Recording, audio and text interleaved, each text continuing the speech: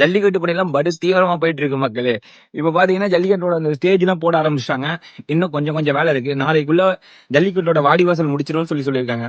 நம்மளோட ஜல்லிக்கட்டுக்கெல்லாம் ஆர்கனைஸ் பண்ணி அதெல்லாம் ரெடி பண்ணி குடுத்துட்டு இருக்கிறது யாருன்னா, அண்ணனே பேசுவாரு. கேட்டுக்குங்க அவரு பேசுறத.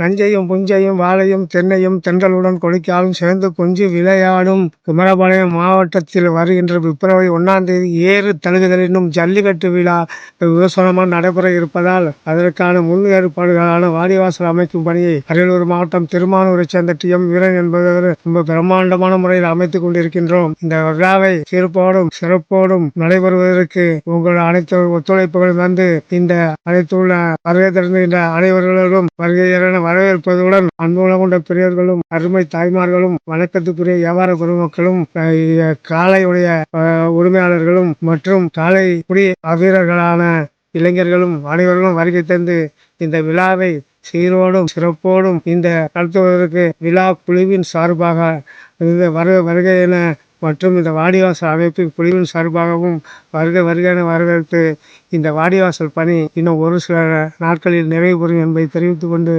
கேட்டுக்கொள்கிறோம். நன்றி, வணக்கம்.